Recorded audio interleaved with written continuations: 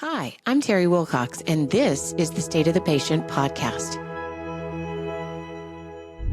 It's nice to see handicap spaces left open for people that need it instead of service vans or FedEx trucks. They're not needed. They can walk.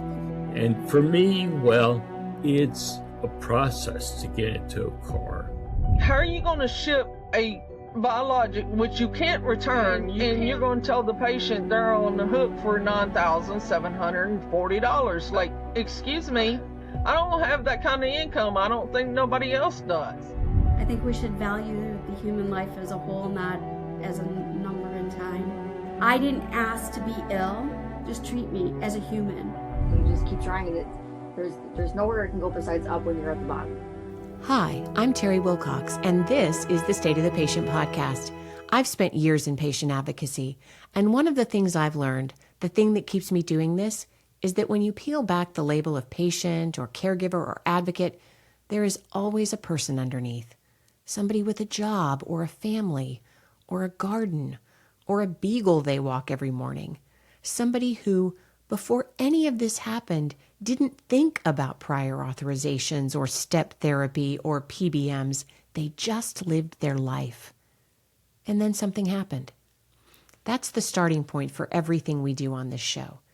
The patient, the caregiver, the person at the kitchen table trying to figure out how to pay for the medication their doctor just prescribed.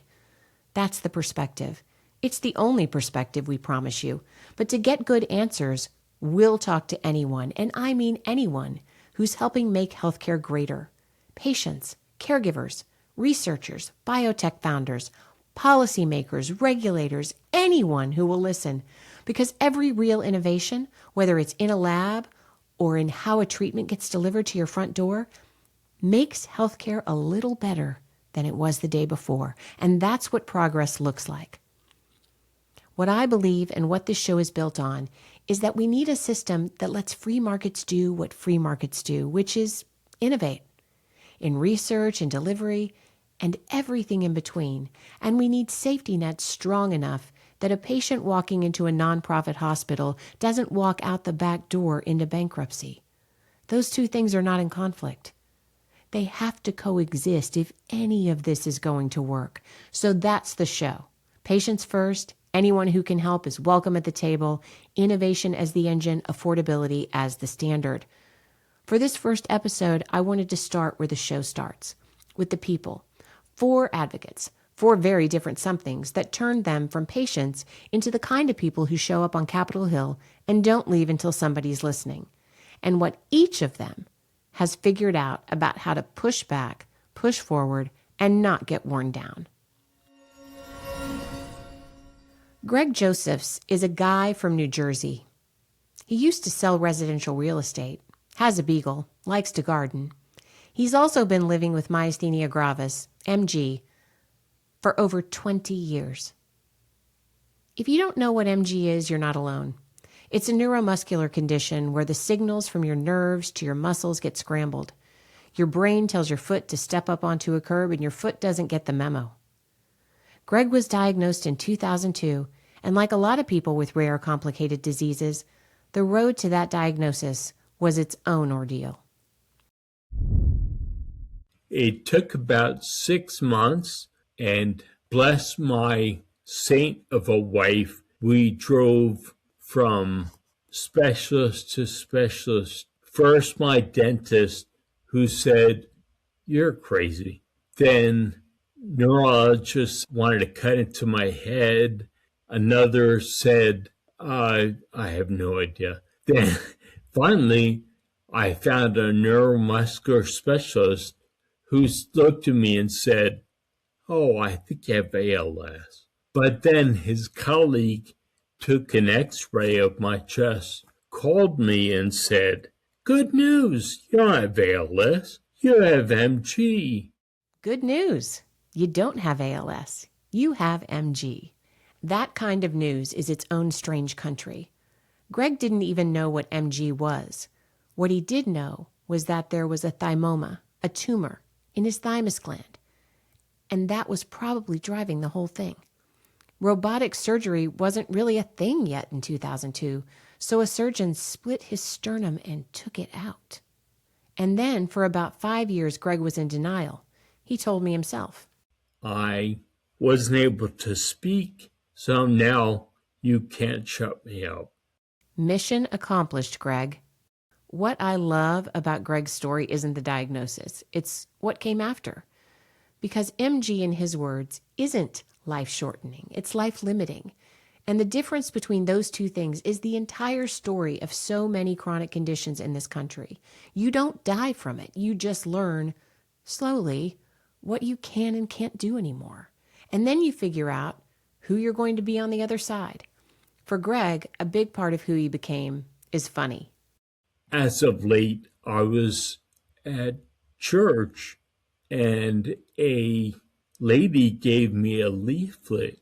I didn't look at it till I was leaving, but she thought my staggering was because of being a drunkard. And the leaflet said, "You can give up alcohol for Lent." He told me his favorite joke these days is a knock-knock joke. Knock, knock. Who's there? HIPAA. HIPAA who? Can't tell you. That's not just a joke. That's the whole worldview. Greg also runs a support group once a month, in person and on Zoom. And he leans on what he calls the 3 C's: comfort, compassion, companionship. Because when you're newly diagnosed with something you can't pronounce and have never heard of, what you need first isn't a treatment plan. It's somebody who's been there, saying you're going to be okay. And here's what nobody told me. Here's the practical thing Greg tells new patients, and I think it applies whether you have MG or any chronic illness, or just a body that's getting older. If you need to get a gallon of milk, make sure you work then at your schedule. If you're going to take out the trash to the curb, make sure you build in some time to rest, because unloading the dishwasher will take more time and energy than you think. The things we take for granted, getting the mail, emptying the dishwasher, walking to the car, for Greg, those are now whole projects. And his attitude about it is, I still do them. They just take longer.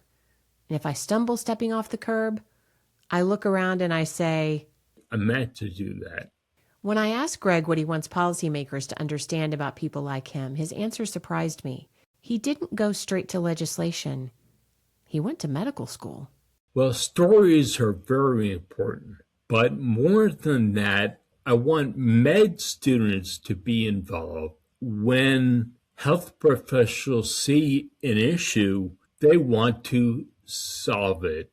Sometimes that means shoot first and aim later. I would like policymakers to look at medical schools as holistic places instead of having to diagnose right away.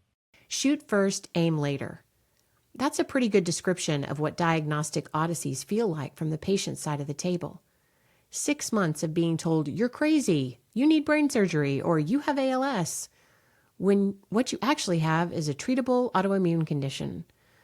Greg's prescription, pun intended, is to train the next generation of doctors to sit with uncertainty a little longer, to look at the whole person. And in the meantime, he's going to keep smiling, keep gardening, keep telling his HIPAA joke, because as he put it, smiling is easy and wonderful treatment.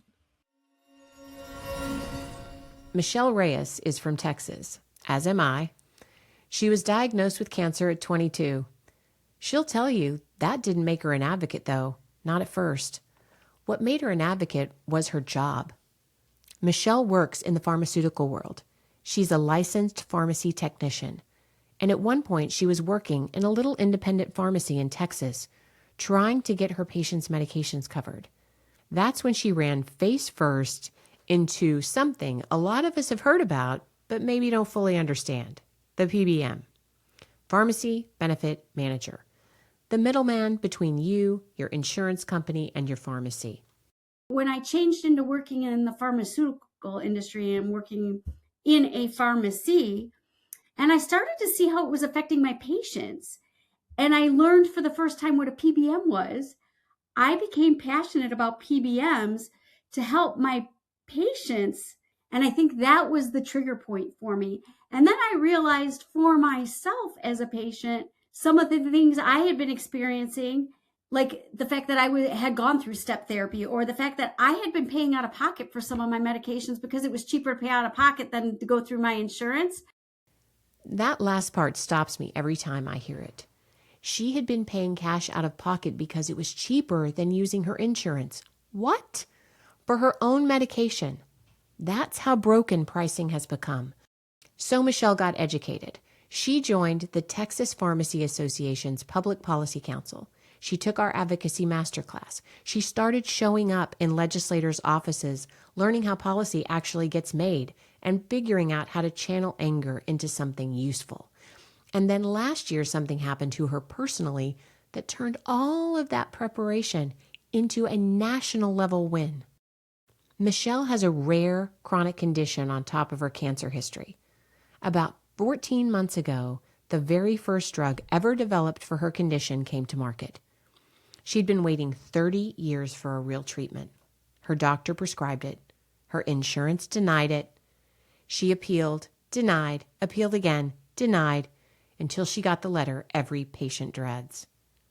And I had something happen to me last year as a patient where I had a new medication I was trying to get on, and I was denied, and then denied, and then denied, and then got a letter of, you've exhausted all appeals. And Michele was like, oh no, I haven't. This is not going to happen to me. You've exhausted all appeals.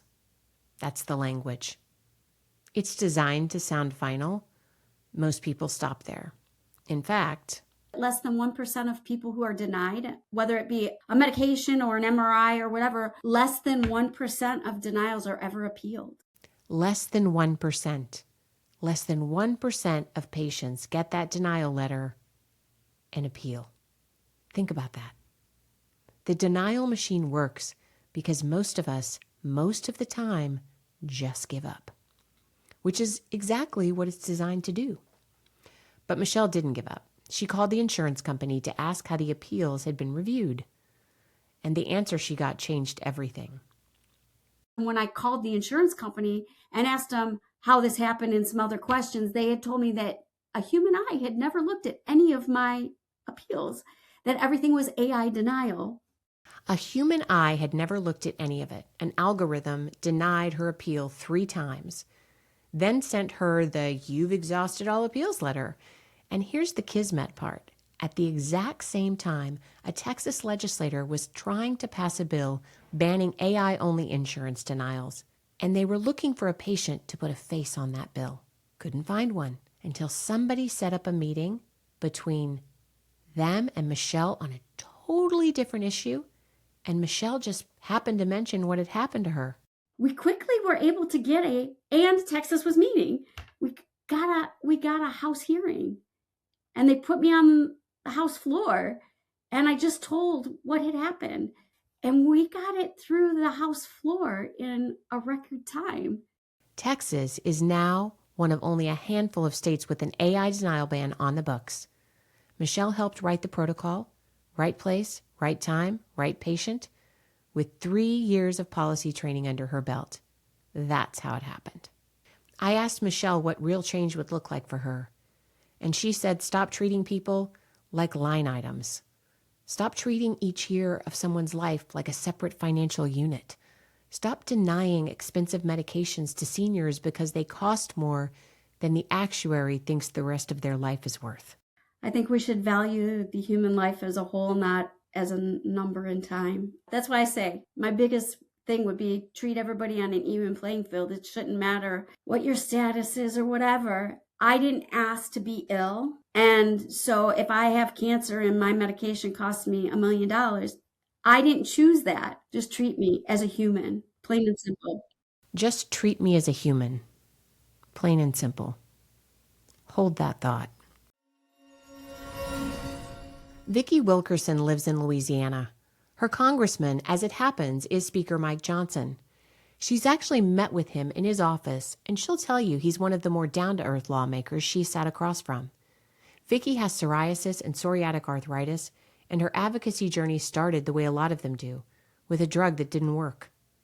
I got put on my first biologic, and 6 months into it, I just thought it was going to be my wonder drug, that it was going to take care of the psoriasis. I'd never have to deal with it again. 6 months into it, it had only cleared my hands, which was crazy to me, putting injections in my stomach and it only cleared my hands. She told her doctor she didn't want to stay on a drug that wasn't working. So she went home and told her husband. And this is the part that stuck with me. She told him if he wanted out of the marriage, she'd let him out, because she didn't know where the disease was going to go. He said no. He'd married her knowing she had psoriasis, and he wasn't going anywhere. A few months later, Vicki called the National Psoriasis Foundation. The woman who picked up the phone happened to be standing up a new program, Community Ambassadors. She told Vicki she'd be perfect for it, but here's the thing about being a longtime advocate. The system keeps inventing new things to advocate against us. Vicki's recent fight wasn't with her insurance company. The insurance approved her new biologic right away. The fight was with the specialty pharmacy. It was just absolutely insane, because they were telling me that my copay part of getting that biologic was going to be $9,740.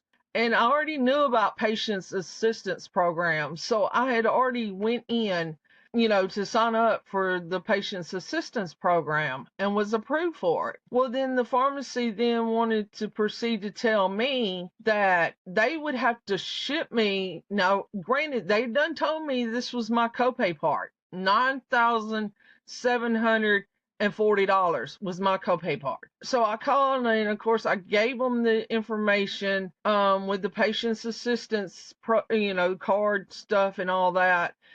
And then I get told, well, we're going to have to ship it to you first, and then we will run that savings card, and then whatever it doesn't cover, you will be out of pocket for.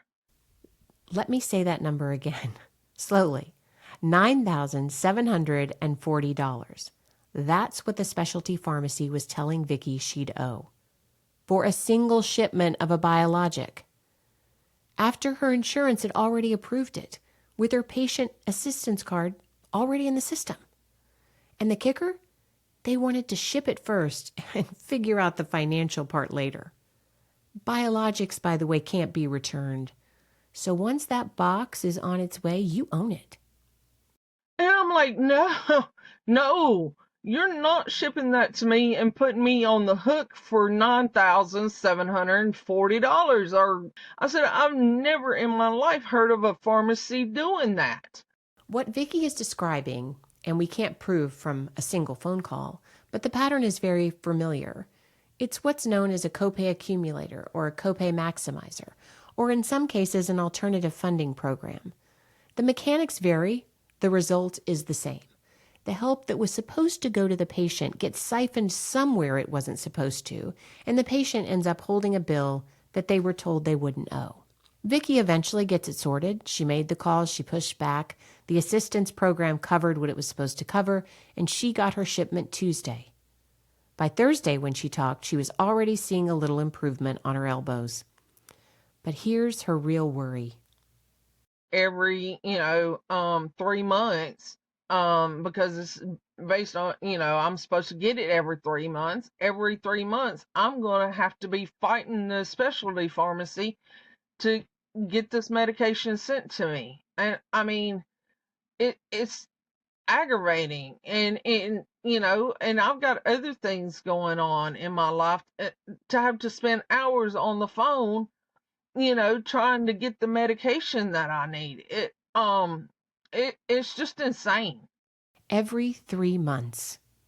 That's not a healthcare system, folks. That's a part-time job. And before you ask, yes, this is the patient who has been to DC 5 times, who has met the Speaker of the House, who is well known to the National Psoriasis Foundation, if it takes Vicki Wilkerson hours of phone calls every quarter to get her own medication, what is happening to the patient who doesn't know what a copay accumulator is? Who doesn't have a phone number for the manufacturer's patient assistance program? Who reads $9,740 on a piece of paper and just literally stops? We circle back to Michele's number. Less than 1% of denials get appealed. Most people just stop. Vicki didn't stop. And the reason she didn't is the same reason she went to DC 5 times. If the doctors feel like it's something you need to be on, then it's something you need to be on. And so it really pushed me forward in doing all this stuff. Our last advocate today is Michele Castile. She lives in rural Wisconsin, and her story is unlike any of the others you've heard so far. Because Michele's healthcare crisis didn't start with a diagnosis. It started with her house. A government weatherization program sent workers to do energy efficiency work on her home. They made some mistakes. The result was a building science problem, negative air pressure, indoor air quality issues. These things took Michele 2 years to even get diagnosed. She had to bring in experts from all over the country to figure out what was happening to her family. And by the time she got answers, her daughter had developed asthma, her son was sick all the time, Michele herself had become disabled. She nearly lost her eyesight. So we had a government weatherization program come to my house to do some work, and they made some mistakes and caused some significant building science type of rare, unique issues to occur with like air quality and negative air pressure and things like that. It took me 2 years to diagnose it. I had to get experts in here from all over the country to figure it out. My daughter developed asthma. My son's always sick. I became disabled. I lost my eyesight almost because of it too. So, I mean, it's been a horrendous nightmare. After she became disabled, Michele enrolled in a family care program, the kind of state program that's supposed to help people who can't drive or can't easily care for themselves or they need adaptive equipment. She asked for 2 things: home-delivered meals because she doesn't drive, and a shower door because she doesn't have one. She was denied for both, and she thinks she knows why. I think it's because these systems are so burnt out that they can't handle any more cases, so they just deny because it's easier to do that than anything else. Burnout. That word is going to come up a lot on this podcast. For patients, for caregivers, for advocates, and apparently for the caseworkers and social workers we depend on to keep these systems functioning. Michele had an epiphany about it one day, and she did something I don't think most people would have thought to do. She built a presentation about it, and then she started giving it at conferences, at the National Association of Social Workers chapter in Wisconsin, at NAMI, at an autism conference. The presentation is called Lessons Through Laundry: How a Mom Found the Truth Behind the Fold. And yes, when she delivers it, she folds laundry, live, on stage. Because Michele has anxiety, significant anxiety, and folding laundry is what she does when she's anxious. Rather than pretend she doesn't do it, she made it part of the talk. And part of the talk is also about how to combat burnout in the people who have oversight responsibilities, caseworkers, social workers, the people on the other end of the denial. Because if those people are burnout, the system breaks at exactly the place where it's supposed to catch you.